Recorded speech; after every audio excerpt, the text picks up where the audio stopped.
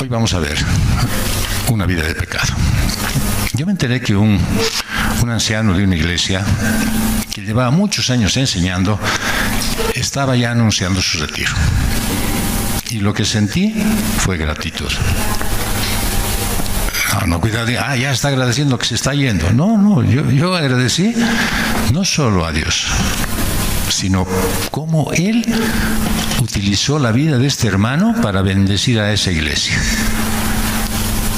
Y lo usó con su ejemplo y su fidelidad a lo largo de toda su vida. Casi más de 3 décadas de servicio intachable al Señor. Y pensé en mis adentros y dije, tal vez la última enseñanza o la próxima enseñanza que Él dé sea la última de este maestro. Y entonces también pensé que esta podría ser la última prédica que yo dé. ¿Por qué?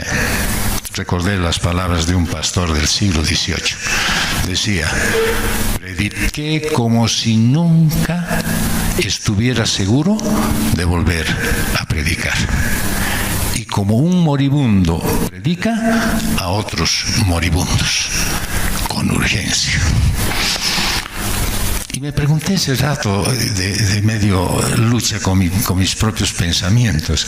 Si solo me quedara este sermón y no tuviera otra oportunidad, ¿qué querría decirle a la congregación? Si supiera que yo me estoy dirigiendo por última vez al pueblo de Dios, ¿qué pasaje de la Escritura enseñaría?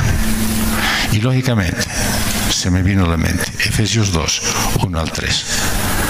Si bien toda la Escritura es inspirada por Dios, no toda tiene la urgencia. Este pasaje es urgente. Una vida de pecado. Punto número 1, nacidos muertos. Dice Efesios 2, verso 1. Y Él les dio vida a ustedes que estaban muertos en sus delitos y pecados. Bien, esta es la dificultad que se presenta cuando Jesucristo viene a un hombre, a una mujer, a un niño o a una niña. Son muertos espirituales. Y obviamente se requiere la extraordinaria grandeza del supremo poder de Dios para cambiar esa condición. Es tal vez lo más difícil de aceptar y es provocado en gran parte por el deprimente estado espiritual del hombre. La Biblia dice que estabas muerto en tus delitos y pecados. Es decir, que naciste muerto por causa del pecado y nada podías hacer a tu favor. Naciste naturalmente incapaz de hacer nada para cambiar esa situación, porque el pecado te tiene sometido. Y la Escritura dice en 1 de Juan 3:14, nosotros sabemos que hemos pasado de muerte a vida. Pues quiere decir que en un momento nosotros, la iglesia, estábamos muertos, ¿sí?, en nuestros delitos y pecados.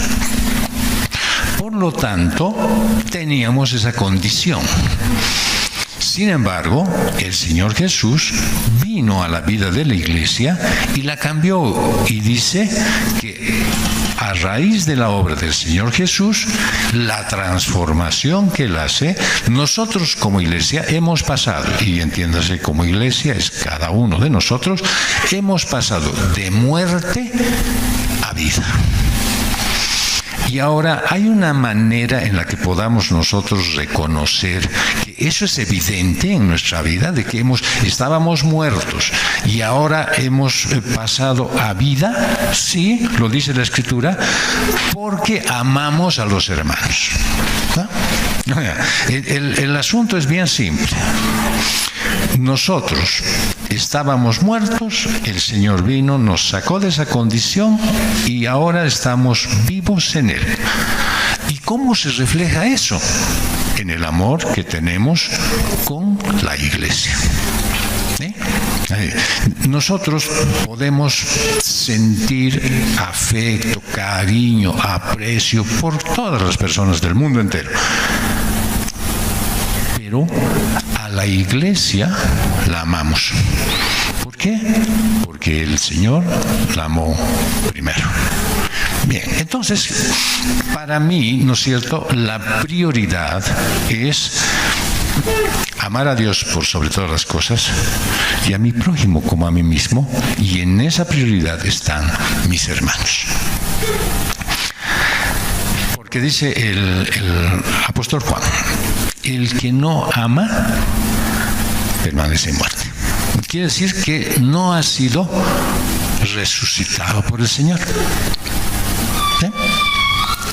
Es una señal de que estás vivo. Entonces, todas las veces que en tu mente y en tu corazón pones la idea de decir, bien, hoy día debería estar en la reunión de uno de los ministerios, pero, no sé, me da flojera, preferiría hacer otra cosa, tengo que, no sé, por último descansar de un día muy agitado.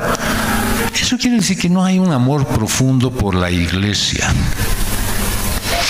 Y es ahí donde se va viendo que mi corazón se va desgastando, en el sentido de decir, sí, pero prefiero esto, prefiero lo otro, prefiero lo posterior, y entonces dejo de tener presencia en la congregación. No solo el domingo, sino en todos los días de todas las reuniones de la iglesia. Quienes ponen todo su empeño por ir, estar, enseñar, comprender, explicar, preparar el tema, es porque aman a la iglesia. No es porque simplemente les toca hacerlo y hay un compromiso y puedo quedar mal, sino porque hay amor a la iglesia. Por lo tanto, debería ser un amor recíproco, ¿no es cierto? Si yo veo que hay interés, empeño de los hermanos, las hermanas de hacer, preparar el tema, venir a la reunión, pues yo debería estar, ¿no es cierto?, consecuente con ello y responder no al compromiso con el hermano, sino al amor que Dios tiene por mí cuando me quitó la condición de muerto y me dio la condición de vivo. Ahora, Pablo dice que hay dos características básicas de la muerte que se relacionan perfectamente con una persona muerta. Una es la total impotencia que tienen, es decir, su falta de capacidad. No puede hacer nada a su favor, está inerte, dependiente. Pondremos un ejemplo. Si tú vas a la morgue, ¿cierto? Y entiéndase que comprenden todos de qué se trata la morgue. Ahí están varios cuerpos sin vida en mesas de autopsia. ¿Sí? Bien. Si tú, con buena voluntad y predisposición y ánimo, fueras y abres tu Biblia y les empiezas a hablar de Jesús, ¿qué crees que haría el muerto? Nada, ¿no es cierto? Una persona muerta es impotente. Le sería imposible oír el Evangelio, por mucho y empeño que le pongas. Nada puede hacer en ese su estado. ¿En esa condición estabas tú antes de conocer a Jesús? Sin posibilidad de alcanzar la salvación ni de entender el Evangelio. Ahora, el Señor tiene diversas maneras de manifestarse a sus hijos. No hay un método, es así y si no es así, está fallado. Él se manifiesta a sus hijos de la manera en la que quiere. Y tú sabes cómo lo hizo contigo. Si utilizó personas, si utilizó un mensaje, si utilizó un problema, si tal vez una enfermedad. Tú sabes exactamente cómo Él se ha manifestado a tu vida. Así es que no puedes encasillar al Señor de decir, no, es que tiene que ser así. Él lo va a hacer de la manera que quiera. Pero hay una cosa que sí es evidente, lo que ha pasado en tu vida. El momento que has recibido la gracia misericordiosa de Dios, ha habido un cambio transformador en tu vida, necesariamente. Ha tenido que haber algo distinto. Algo que no era tuyo hasta ese momento, pero que a partir de ese momento se vuelve un anhelo en tu vida. Entonces, la impotencia es la primera marca. Y la segunda, que dice Pablo, es la corrupción. ¿Por qué? Porque los cuerpos muertos se descomponen, se deterioran, se caen a pedazos, pierden su consistencia, se pudren y al final apestan una barbaridad. Mira lo que dice el relato de Juan en el capítulo 11, verso 39. Jesús va y dice, quiten la piedra.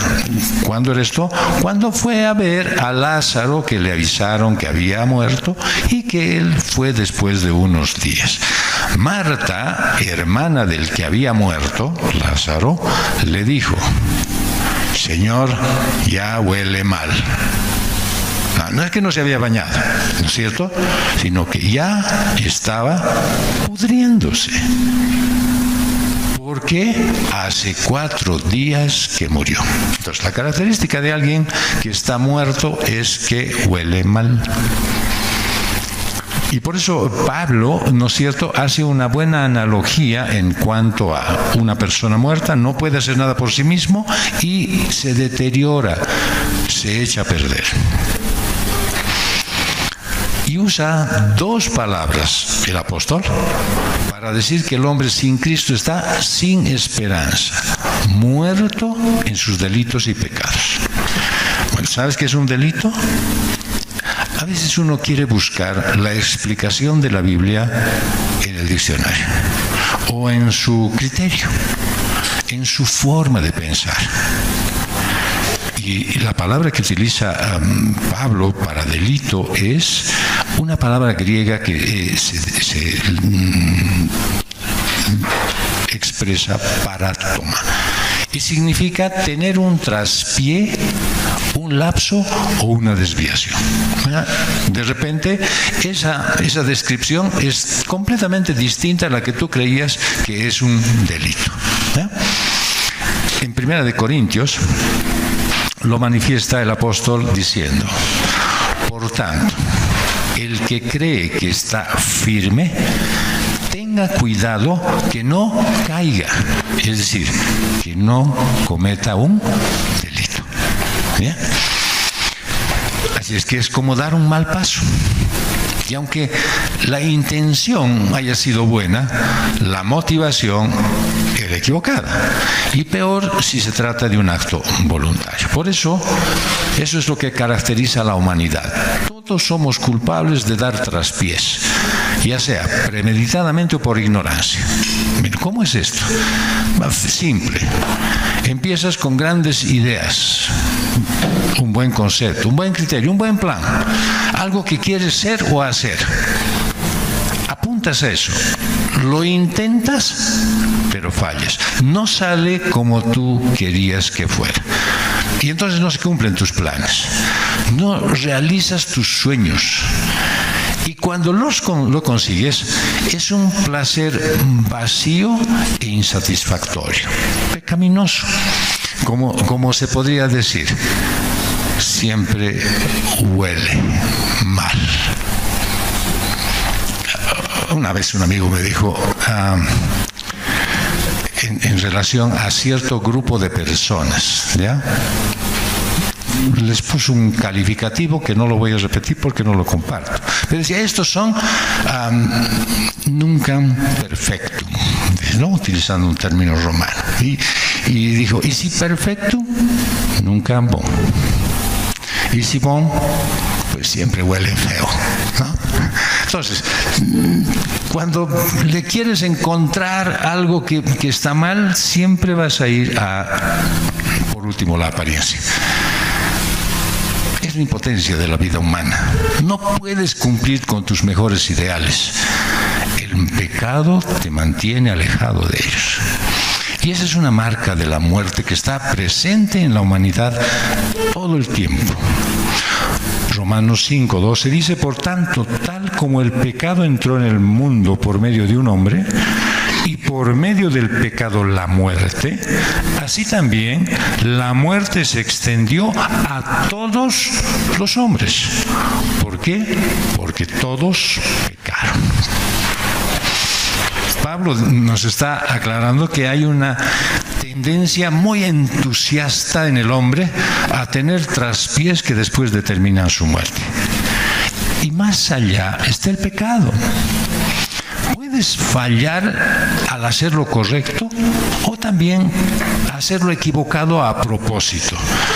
Mira cómo lo explica Pablo en la carta a los Romanos, capítulo 7, versos 19 al 21. Pues no hago el bien que deseo, sino el mal que no quiero, eso practico. Y si lo que no quiero hacer, eso hago, ya no soy yo el que lo hace, sino el pecado que habita en mí. Así que, queriendo yo hacer el bien, hallo la ley de que el mal está presente en mí. Es la marca de la muerte, una corrupción constante que produce ese estado y ese horrible sentido de desesperanza y de frustración. Una vida de pecado. En el punto número 2 es como hijos de desobediencia. En Efesios 2, verso 2 dice, en los cuales anduvieron. ¿En los cuales qué? Los delitos y pecados. Anduvieron en otro tiempo según la corriente de este mundo, conforme al príncipe de la potestad del aire, al espíritu que ahora opera en los hijos de desobediencia. Pablo escribe a la iglesia de Éfeso y les recuerda que esa condición de pecado ya ha sido anulada por el sacrificio de Cristo. ¿En quiénes? En todos aquellos que han creído en Cristo por fe. ¿Sí? Bien. Por eso afirma que anduvieron en otro tiempo. Bien, esa es tu condición, ¿no es cierto? Si analizas tu vida y sigues en condición de muerto, algo no está bien. Tal vez en alguna idea te has confundido. ¿Sí? Has dicho, sí, yo soy cristiano. ¿Por qué? Y tienes tu explicación. Pero no es lo que la Biblia dice. La característica de tu vida en este momento debe ser que ya no te atraen las cosas que antes eran importantes para ti. Y literalmente dice, siguiendo la edad. La corriente en la traducción original es la edad de este mundo. O sea, la edad tiene una característica y estás condicionado por ella, ¿no es cierto? Bueno, los que ya hemos pasado cierta edad y acabamos de cumplir años sabemos que ya no podemos hacer las cosas que hacíamos cuando éramos changos. Así que para mí está claro lo que explica el apóstol Pablo, que se va determinando por la característica que tiene y estamos condicionados por ella. ¿Cuál es esa? Que el mundo te hace amoldarte a la edad en la que vives.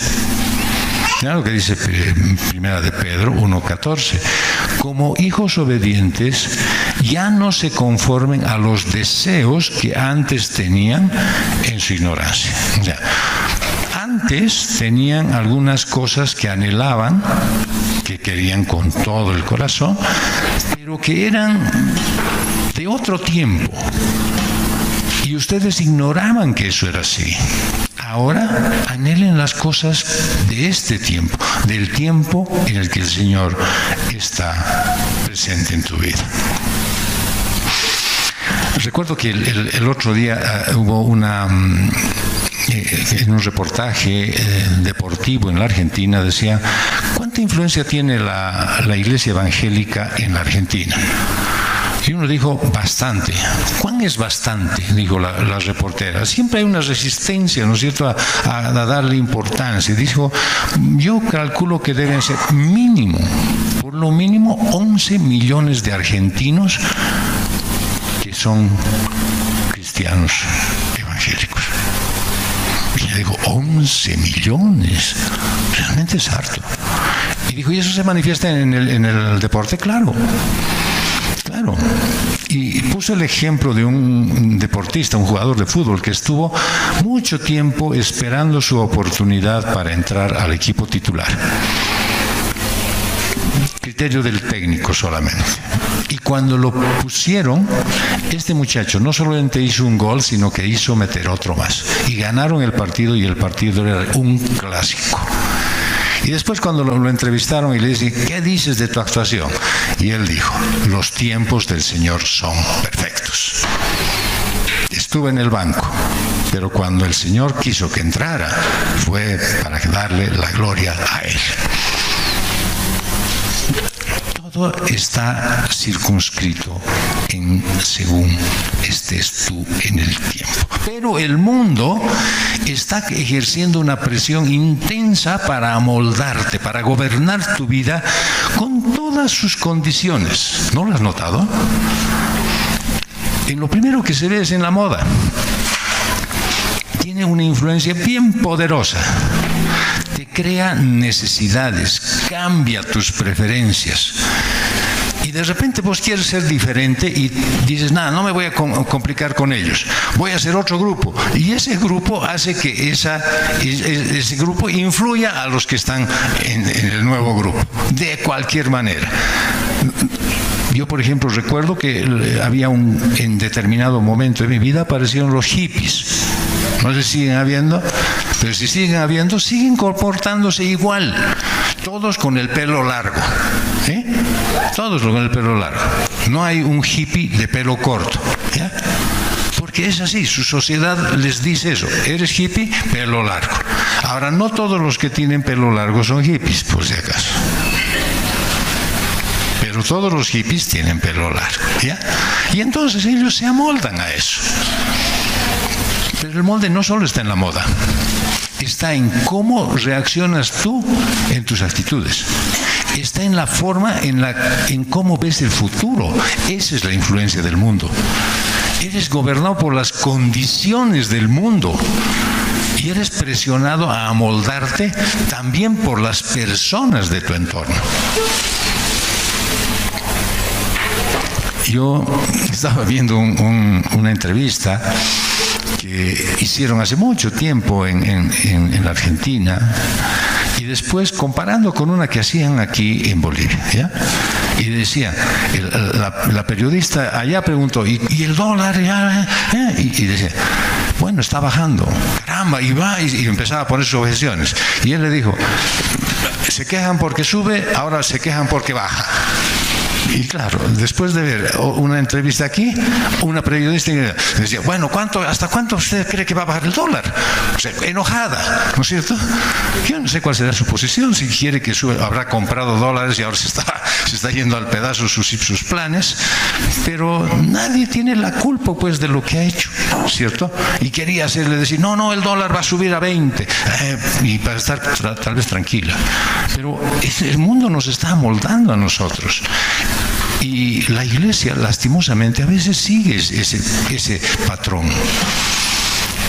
El mundo está condicionando, está presionándote a través del entorno. Y dice 1 de Juan 2, del 15 al 17. No amen al mundo ni las cosas que están en el mundo. Si alguien ama al mundo, el amor del Padre no está en él. Eso entiéndase de una manera, no es que el Padre deja de amarlo, sino que él deja de percibir el amor de Dios. Si ustedes están preocupados de, ahora cómo voy a hacer, ya viene la Navidad, los gastos que tengo que hacer y no sé qué, y están en esa cosa, dejan de percibir el amor del Padre que está en la provisión perfecta que Él tiene. Y es como si en ese momento sus pensamientos les llevaran a decir, a partir de este momento, y como viene la Navidad, y como mis gastos no han mejorado, y como he comprado dólares en vano, y he hecho cosas que el mundo me ha dicho, entonces ahora pues voy a sufrir.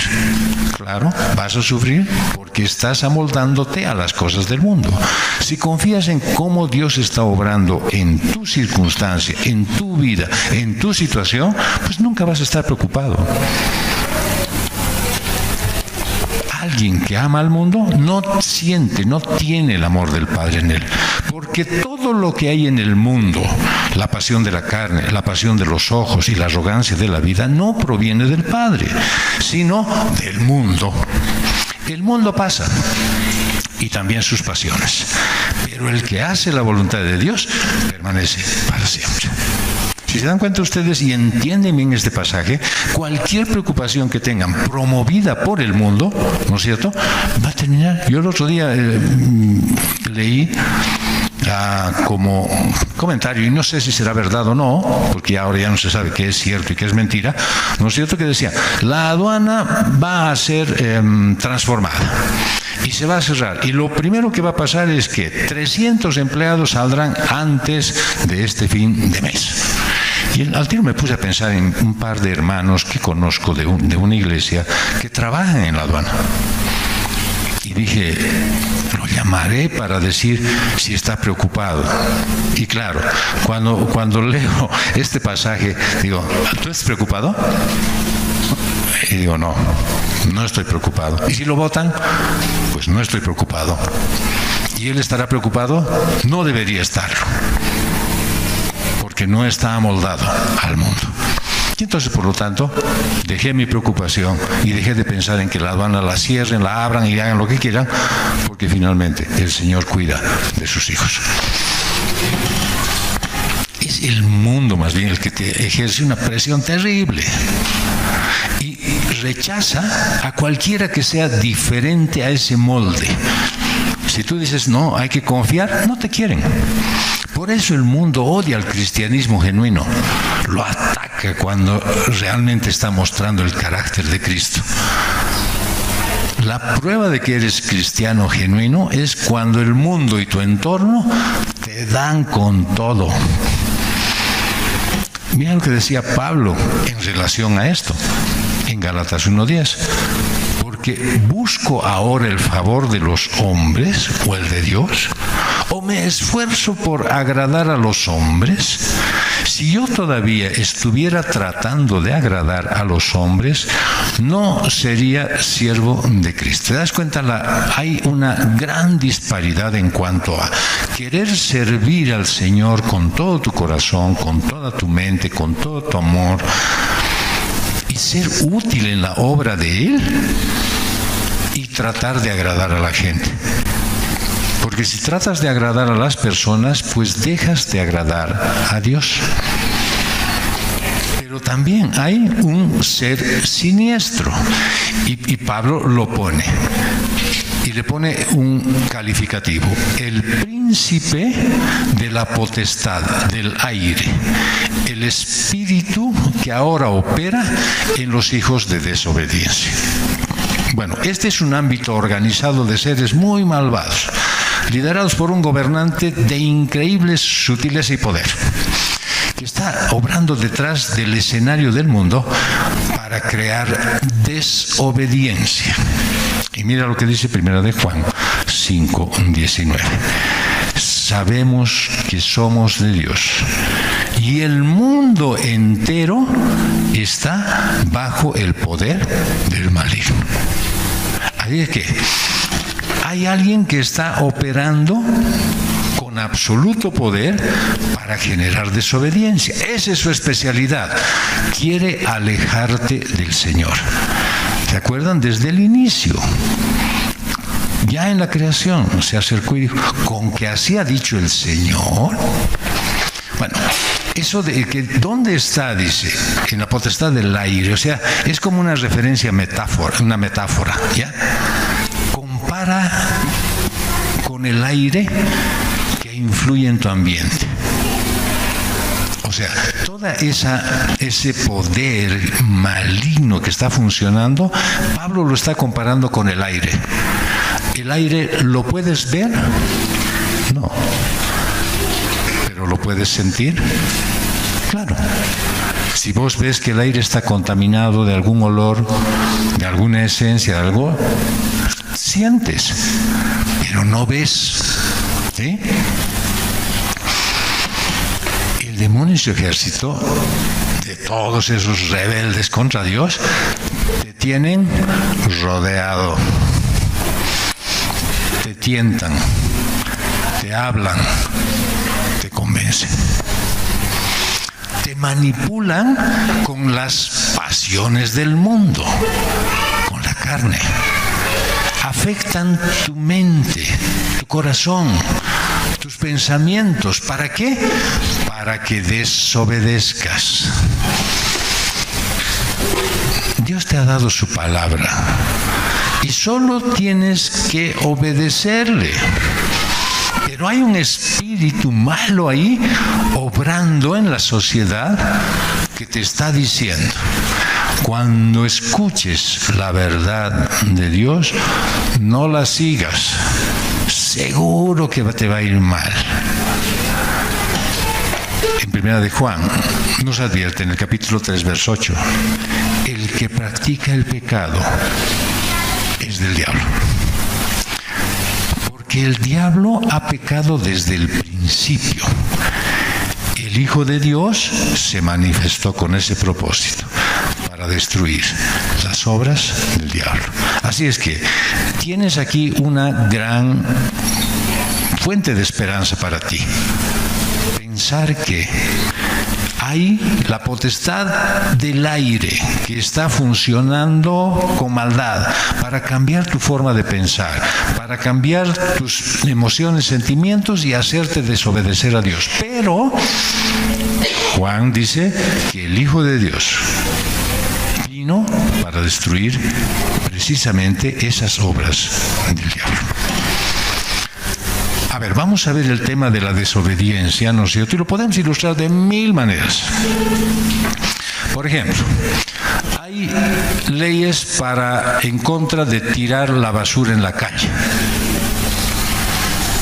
Todos las conocen, ¿cierto? Pero ¿qué hacen todos?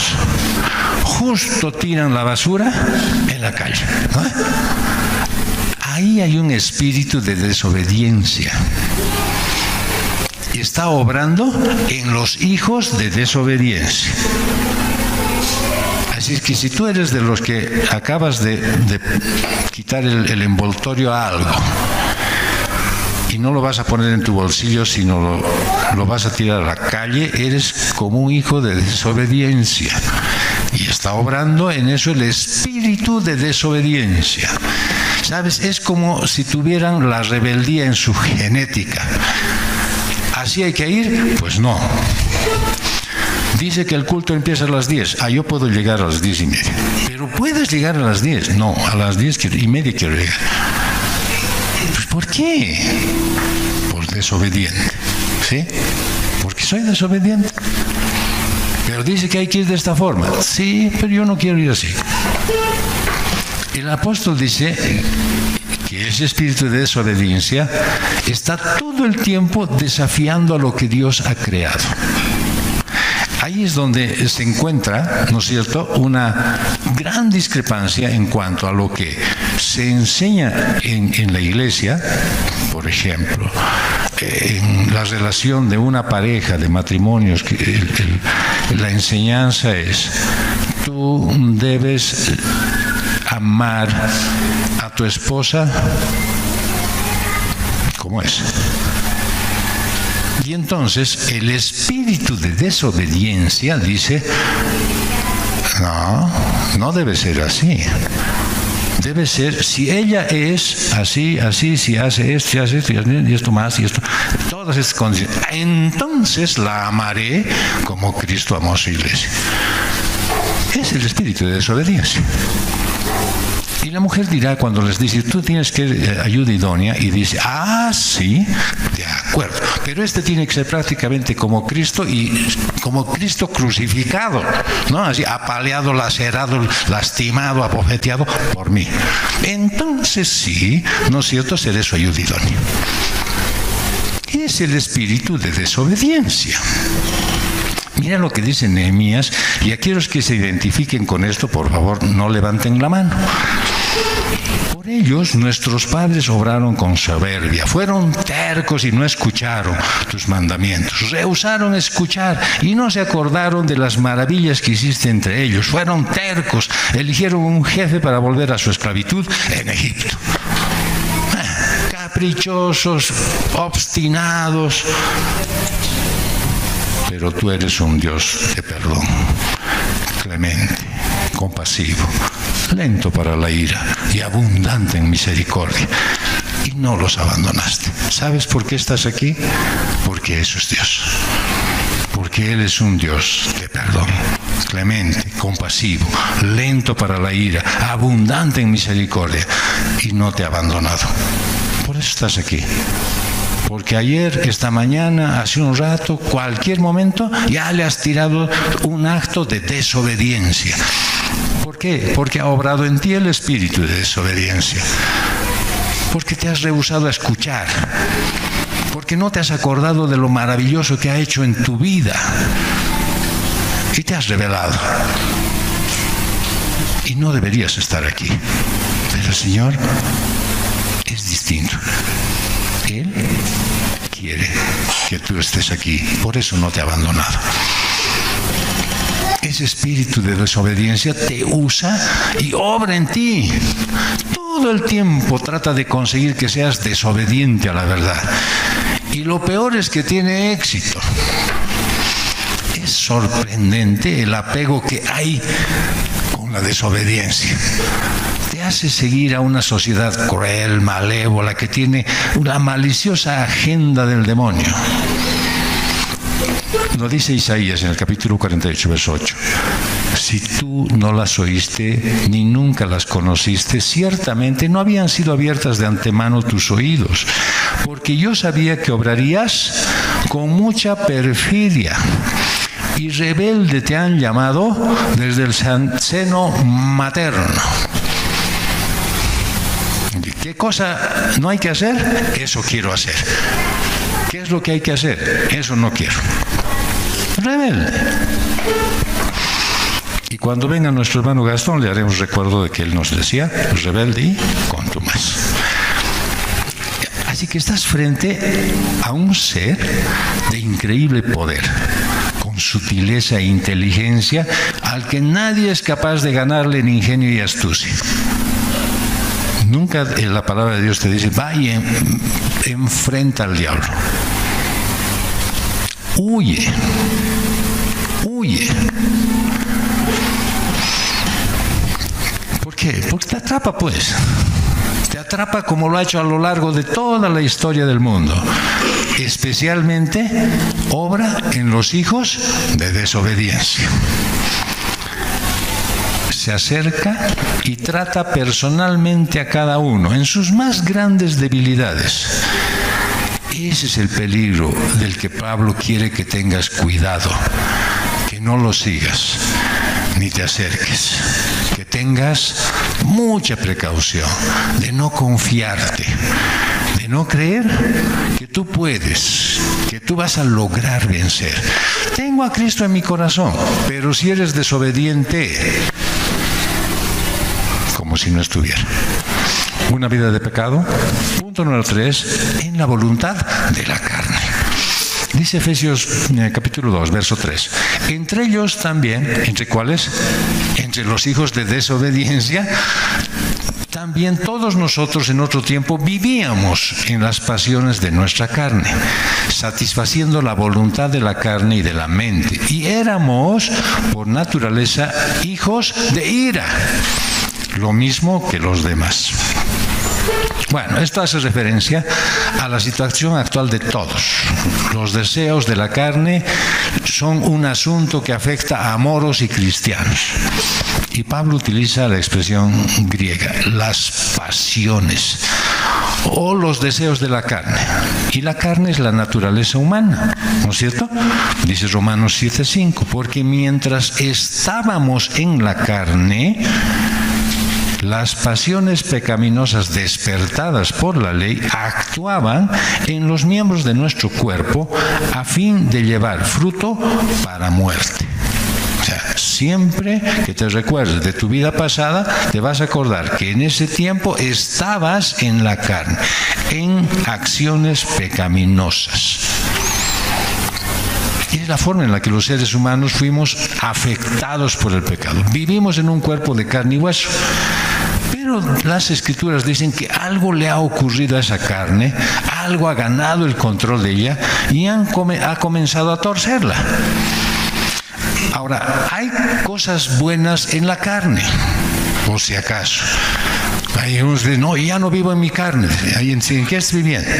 En tu espíritu. Hay cosas buenas en la carne, ¿ya? Es decir, esa carne que Dios ha creado tiene deseos básicos, que no son malos. Tener hambre, tener sed, desear tener sexo, el deseo de atención, de adquisición de bienes, el disfrute del descanso, el gozo de servir y trabajar, bueno, y un montón de cosas más. Para que vean que no es tan grave como dice, ¿no es cierto? Jesús utilizó la palabra deseo cuando habló a sus discípulos en el aposento alto. ¿Qué estaba deseando el Señor? Y les dijo, intensamente he deseado comer esta Pascua con ustedes antes de padecer. Así que los deseos no siempre están mal. Ahora, claro, ese deseo que acabas de pensar, ese sí está mal, ¿ya? Porque ya lo estás justificando. Ahí está, el pastor dice que no todos mis deseos son malos, pero ese que acabas de tener, ya está. Ese ya te ha llevado al mal camino, ¿ya? Todos tienen deseos normales y naturales. Tú quieres comer, tú quieres beber, quieres dormir, quieres tener sexo, nada malo. Pero Pablo da otro término y enseña que hay una gran distorsión de parte del ser humano por la malicia satánica que se presenta en este punto. Vean ustedes qué dice en la carta a los Gálatas. Ahora bien, las obras de la carne son evidentes, las cuales son inmoralidad, impureza, sensualidad, idolatría, hechicería, enemistades, pleitos, celos, enojos, rivalidades, disensiones, herejías, envidias, borracheras, orgías y cosas semejantes. Así es que si en todo este largo no ha entrado el deseo que acabas de tener, por ahí era un deseo bueno. Contra las cuales, dice Pablo, les advierto, como ya les he dicho antes, que los que practican tales cosas no van a heredar el reino de Dios. Lo que es traducido como la voluntad de la carne y de la mente es una subdivisión de estas pasiones de la carne. Esa palabra que utiliza voluntad conlleva la idea de una resolución irrompible, una determinación, algo que he decidido. Algo que nadie lo puede cambiar, como si estuviera escrito en piedra, ¿ya? Vean ustedes cómo hay un ejemplo de eso en el libro de Daniel, capítulo 11, verso 36. El rey hará lo que le plazca, se enaltecerá y se engrandecerá sobre todo Dios, y contra el Dios de los dioses dirá cosas horrendas. Él prosperará hasta que se haya acabado la indignación, porque lo que está decretado se cumplirá. Hay muchos que están obrando como este rey Nabucodonosor. Lo que yo digo se hace. Así como yo digo, así tiene que ser. Como yo pienso, es como es. Pero ¿y no has pasado por el filtro de la Biblia esos tus deseos? ¿Por qué la gente se enoja? Porque a veces hay discusiones feas. Porque dices lo contrario que está en su mente y en su corazón. Ahora, quizás el equivalente más cercano en español sea la palabra compulsión. Entonces, estas pasiones se convierten en compulsiones. Y cuando se convierten en compulsiones, se vuelven malas. Esa es la sutileza de esto. ¿Qué hay de malo en comer? Nada, ¿no es? Nada. Ya estaban algunos calculando, diciendo, uy, creo que hoy día no voy a comer. Nada, no hay nada de malo. Pero, ¿cómo cruzas la línea entre la satisfacción de tu apetito y el abuso de comer y la glotonería que te lleva a vivir para comer? Es cuando guardas todas esas críticas que hacen los influencers, ¿no? Aquí hay buen chicharrón, aquí hay esto, aquí he probado esto, toda la propaganda que están haciendo, vos estás guardando. Todo, aquí voy a ir a comer, y aquí voy a estar, ahí en esto voy a estar. Y eso hace, ¿no es cierto?, que construyas tu vida alrededor de eso. Y escuchas, ¿y dónde hay esto? Y o sea, yo cuando vaya a Cochabamba voy a ir a comer. Ya, está bien. Está está bien. Pero eso te puede llevar a sacrificar relaciones que son más importantes. Y lógicamente, prefieres consentirte con la comida. Por ejemplo, decimos, el próximo domingo todos vamos a ir aquí al lado. Ah, no, yo quería comida china. Está bien. Pero el asunto es que estemos juntos, que compartamos unidos, que sea un momento, sí, pero si no hay torta, nada. ¿Y entonces de qué es el postre? ¿Está condicionado a lo que comas? ¿Está condicionado a quiénes vamos? Hay muchas familias que no se reúnen hace rato. ¿Y saben por qué? Porque hay muchos que tienen una dieta, digamos por salud, una dieta vegetariana o dieta vegana. Y entonces se aíslan. Parrillada y aparecen con sus brócolis, ¿no? Bueno, por lo menos hubieras traído berenjenas, digamos, para tostar esas cosas. Pero después, no, eso no como, no, eso para mí no, ese no. ¿Y por qué no? No, porque pobres animalitos, hay pobrecitas las plantas, ya, pues. Nunca deberías dejar que algo te inhiba del placer de disfrutar y estar con otras personas. Ahora, cuando se vuelve una compulsión, pues toma dominio sobre ti.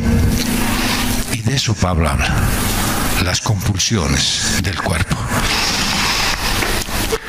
En Isaías 22 da un ejemplo claro en el verso 3 y 14. Sin embargo, hay gozo y alegría, matanza de bueyes y degüello de ovejas, comiendo carne y bebiendo vino, y dicen, comamos y bebamos que mañana moriremos. Un desenfreno, hay que hacer lo que uno quiera, solo nos dedicamos a la... Pero el Señor de los ejércitos me reveló al oído, ciertamente esta iniquidad no les será perdonada hasta que mueran, dice el Señor Dios de los ejércitos. Nunca deberías hacer que tu preferencia termine ofendiendo a Dios. Bueno, ¿qué hay de malo en dormir? Nada. Por ejemplo, ahorita mismo algunos de ustedes estaban durmiendo. Por eso no estoy hablando muy fuerte. Pero si pasas gran parte del día durmiendo, interfiere en tu vida, y hasta el Enzo se ha despertado, eso se convierte en compulsión. En Proverbios 24, verso 33, dice, un poco de dormir, otro poco de dormitar, otro poco de cruzar las manos para descansar, y llegará tu pobreza como ladrón y tu necesidad como hombre armado. ¿Qué tiene de malo el sexo? Nada de malo. Dios lo creó, pero es una práctica permanentemente apropiada solo para el matrimonio.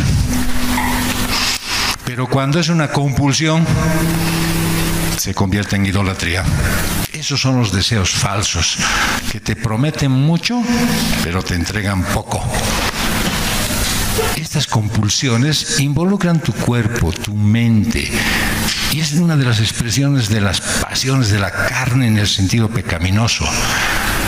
Hay actitudes de indignación, de dolor, cosas emocionales como la atracción hacia otras personas, y eso no está mal. Pablo dice en 1 Corintios 6, 12 al 13, todas las cosas me son lícitas, pero no todas son de provecho. Todas las cosas me son lícitas, pero yo no me dejaré dominar por ninguna. Los alimentos son para el estómago y el estómago para los alimentos, pero Dios los destruirá los dos. Sin embargo, el cuerpo no es para la fornicación, sino para el Señor, y el Señor es para el cuerpo. Así es que tú sabes que hay cosas que puedes hacerlas, pero sabes también que no te conviene. Esos sentimientos de dolor, de indignación y que son emociones, cuando se convierten en celos, en envidia, en malicia, en amargura, en odio y deseo de venganza, pues te pueden atrapar y te esclavizan. Pueden controlar tu vida para para que lo que hagas esté relacionado con algún sentimiento que después te va a apartar de Dios. Cuando quieres demostrar que eres mejor o que deseas vengarte y que pasas horas creando y confabulando planes en tu mente, eso es lo que está provocándote esa compulsión. Cosas simples, hasta leer libros, usar tu celular, pueden volverse en una pasión controladora de tu vida. Y eso también está mal. Es cualquier cosa que te controle. Eso por lo cual tú sacrificas relaciones normales y que al final te esclaviza. En 1 Corintios 10, 23 dice, todo es lícito, pero no todo es de provecho. Todo es lícito, pero no todo edifica. Y entonces así se producen las transgresiones y los pecados que marcan la muerte de la humanidad. ¿Se dan cuenta lo sutil, lo normal, lo incrustado que está en la vida, lo inevitable que es? ¿Quién puede darse cuenta que ha cruzado la línea?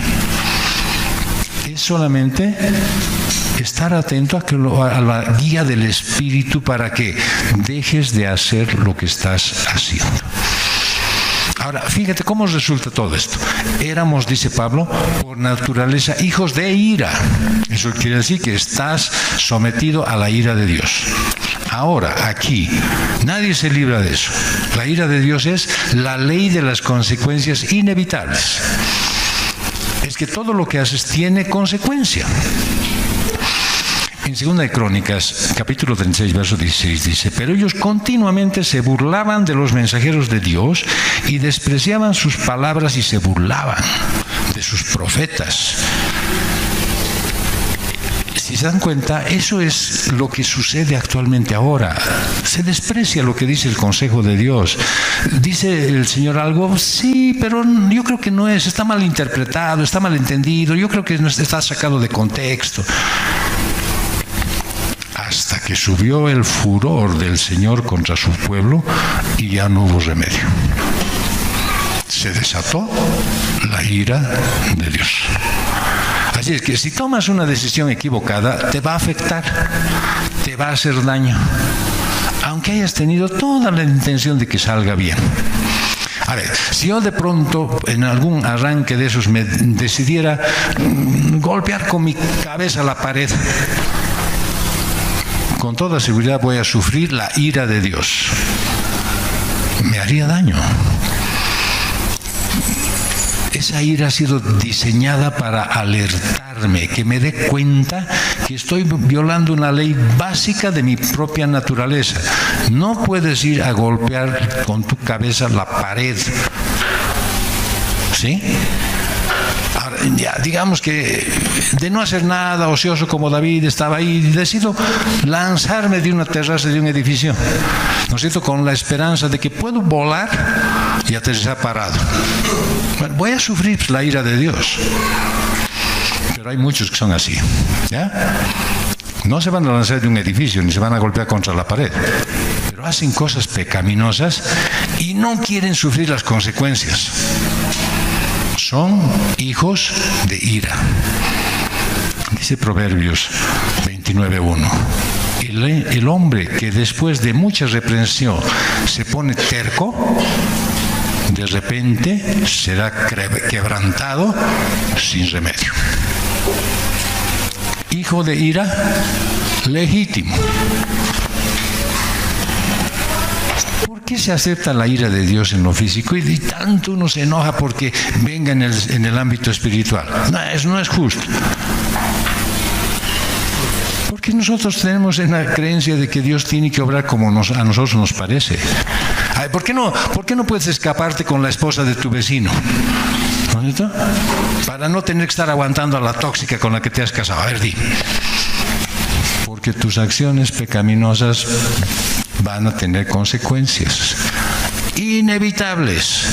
Te van a destruir tu dignidad humana. Vas a obrar como embrutecido, deshumanizado, despersonalizado. Esa es la ira de Dios y estás sometido a ella. Dice Proverbios 6, 12 al 15, la persona indigna, el hombre malvado, el que anda con boca perversa, el que guiña los ojos, el que hace señas con los pies, el que señala con los dedos, el que con perversidad en su corazón continuamente trama el mal, el que siembra discordia.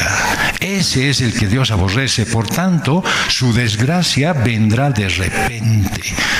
Al instante será quebrantado y no tendrá remedio. Esa es la ira de Dios.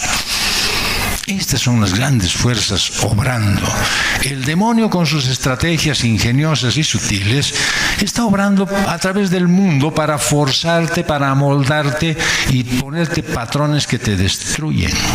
Obra por medio de tu carne, para que no sepas dónde está el límite y para que vayas peligrosamente desde la satisfacción de una necesidad común hasta el exceso que te destruye. Y Pablo dice que es por naturaleza. Así que no pierdas de vista estas dos palabras. Significa que has nacido de esa manera. Naces en esa condición. No hay nada que puedas hacer al respecto. No sé cómo más podría explicarte. En Job 15, 14 al 16 dice: ¿qué es el hombre para que sea puro, o el nacido de mujer para que sea justo? Si Dios no confía en sus santos, ni los cielos son puros ante sus ojos, cuánto menos el hombre, un ser abominable, corrompido, que bebe la iniquidad como agua. El Señor te conoce y sabe exactamente lo que estás pensando. Sabe exactamente cómo te vas a justificar. Sabe lógicamente cómo llevas tu vida. La educación, la legislación, el cambio de ambiente, pues son remedios. Reorganizan un poco el patrón, pero no cambian el problema de fondo. Por eso la humanidad está luchando sin éxito. Intenta corregirse a sí misma, pero nunca lo consigue. En Romanos 8, verso 7 al 8, dice: la mente puesta en la carne es enemiga de Dios, porque no se sujeta a la ley de Dios, porque ni siquiera puede hacerlo. Y los que están en la carne no pueden agradar a Dios. ¿Por qué no pueden agradar a Dios? Porque están buscando agradarse a sí mismos, y entonces ellos son el Dios al cual están agradando. No hay cómo disimular eso. Todas las veces que tú le das gusto a tu carne, a tus deseos, a esos impulsos que te aparecen, es que estás entrando en idolatría. ¿Hay alguna filosofía que muestre la vida tan real que encaje con todo? Solo la Biblia te muestra tu condición. Todos después te dicen: no, pobrecito, no, tú puedes, nada, salid adelante, haz un mantra, repetí 1000 veces esta palabra. No hay escape, no hay salida. Eres parte de una humanidad caída. Y Pablo dice lo mismo que los demás. O sea que es un tema universal, no hay quien se salve. No es un asunto de raza, de sexo. No importa si eres hombre o mujer, si naciste en un país civilizado o si has crecido en una jungla salvaje. La condición sigue siendo la misma. Y si quieres valorar tu salvación y alabar a Dios con un corazón cautivado por Dios, necesitas entender la condición en la que has nacido, la condición de la cual el Señor te ha liberado. Esa condición aún está presente en tu vida, pero en tu vida cristiana. ¿Cuándo se manifiesta? Cuando no quieres acudir a los recursos disponibles de Jesucristo en ti. Cuando quieres hacer las cosas a tu antojo, cuando quieres vos interpretar la Escritura y darle tu propio conocimiento. Ahora, para los que no son cristianos, no hay ninguna esperanza sin Dios, ninguna expectativa. ¿Qué dice Jeremías 13, 23 al 24? ¿Puede el etíope mudar su piel o el leopardo sus manchas? ¿Así ustedes podrán hacer el bien estando acostumbrados a hacer el mal? Por tanto, tanto los esparciré como paja arrastrada por el viento del desierto. Tu naturaleza es hacer lo malo. Mira lo que pone de ejemplo el etíope, o sea, una persona del África dice, ¿se podrá volver blanco? Ni Michael Jackson, ¿no? El leopardo, ¿podrá perder sus manchas? No, ¿eh? El tigre sus rayas, no pueden, ¿no? No se puede, son así nomás, ¿ya? Y alguien que está acostumbrado a hacer el mal por su propia cuenta, ¿va a dejar de hacerlo? No, eso es lo que nos está mostrando Pablo en estos 3 versículos. ¿Tú crees que puedes salir por tu cuenta airoso de esta lucha que tienes contra tu carne, contra el mundo, contra el pecado y el diablo? ¿Tú crees que puedes vencerlos y salir airoso? Porque estoy escuchando algunas prédicas y no las entiendo bien, pero las estoy escuchando, estoy leyendo la Biblia y es como si fuera Morse. No vas a poder lograrlo por mucho empeño que pongas. Es una lucha miserable, frustrante. Pero si hay algo por lo que debías alabar a Dios es entender que esta condición, estás en una condición en la cual estás perdido. Y no hay respuesta alguna de tu parte. El Salmo 7, verso 14 al 16 dice, miren, el impío con la maldad sufre dolores y concibe la iniquidad y da a luz el engaño. Ha cavado una fosa y la ha ahondado y ha caído en el hoyo que hizo. Su iniquidad volverá sobre su cabeza y su violencia descenderá sobre su coronilla. No hay forma de que el hombre como ser humano pueda hacer cosas que agraden a Dios. ¿Qué dice? Sin fe es imposible agradar a Dios. De verdad que yo no menosprecio los esfuerzos de los hombres por encontrar una salida, pero jamás van a poder manejar su vida con criterio. Siempre va a haber algo que va a oler mal. Y tú no vas a entender la historia hasta que no aceptes la revelación divina de la condición en la que estás. Y si te das cuenta, hoy te está diciendo el Señor a través de esta enseñanza, ¿tienes problemas con alguien? ¿Tienes discrepancia con alguien? ¿Tienes disgusto por la forma en la que es alguien? Es por esta razón, es por esta condición que tienes a otra persona. Y si tú estás disgustado y estás enojado, molesto y no le aguantas, es porque tú estás en el mismo equipo. Si tú tienes la capacidad de reconocer que el Señor ha puesto en ti su espíritu, ¿para qué? Para que puedas diferenciar entre vivir en las cosas del mundo y en las cosas del espíritu. Hasta que no aceptes que el sacrificio de Cristo en la cruz es el único medio por el cual puedes ser libre del pecado y de la muerte, hasta que declares que Jesús es tu Señor y Salvador y vivas en obediencia y dependencia de su soberano poder, vas a seguir luchando una guerra perdida. Si hoy ha despertado el Señor algún sentimiento adverso tuyo en relación a alguien, es tiempo de que le pidas perdón al Señor y que le pidas que Él te limpie de esa maldad. Y mejor aún si después restauras esa relación. Pero no hagan empeorando la situación. Te odiaba porque creía que eras bien bruto.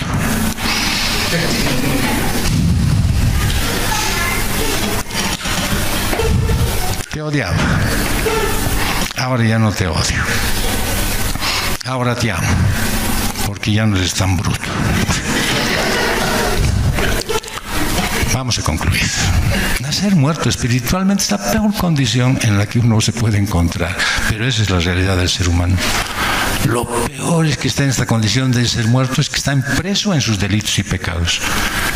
Y la señal de eso es que ninguna cosa sale bien. No, nadie puede estar satisfecho con el resultado porque se da cuenta que no es suficiente. Y esa era la condición de la iglesia del Señor, porque había un ser invisible, poderoso, que la tenía sometida. Y como consecuencia final, fue merecedora de recibir y vivir la ira de Dios. Es decir, está pendiente en todas las consecuencias de sus actos. Y son los que nunca van a conocer a Dios, o que se conforman y se resignan dejando de buscar la presencia divina. Pero tú que conoces al Señor, debes esforzarte por estar cada vez más en intimidad con Él, para gozar de su gloria. Regresa cada día a la cruz y encuentra a tu Salvador a través de ella. Gracias, Dios. Gracias porque nos has aclarado algo que de repente estaba todavía en duda en nuestra mente. ¿Por qué sigo siendo malo? ¿Por qué sigo haciendo cosas mal? ¿Por qué sigo comportándome como me comporto? Es porque no te estoy siendo obediente, Señor. Es que sigo siendo un hijo de desobediencia. Es porque sigo queriendo que las cosas sean como yo quiero. Señor, hoy deseo entregar completamente el control de mi vida a tus manos, Señor. Yo quiero que tú, Señor, gobiernes mi vida. Que tú me des la posibilidad de ser lo que tú quieres que yo sea. Padre, llévame por tu camino. Quítame ese espíritu de desobediencia. Aleja de mí, Señor, esa manera en la que yo creo querer tener la razón en todo. Y simplemente obedecerte a ti, Señor. Guíame, Padre, para que a partir de hoy todos mis actos estén relacionados a la forma en la que Jesucristo nos ha enseñado. Cómo es un hijo tuyo agradable a ti. Te alabo, Padre, porque tú no nos has abandonado, porque pudiste habernos dejado botados en el desierto. Y sin embargo, has seguido con nosotros pacientemente. Gracias, Dios, por eso. Y gracias porque al recordarnos hoy esto, nos permites pensar en que las cosas que no están bien en nuestra vida, tú las vas a cambiar, porque nosotros deseamos, Señor, ser fieles a ti. Gracias, Padre. Te alabamos y te bendecimos en el nombre de Jesús. Amén.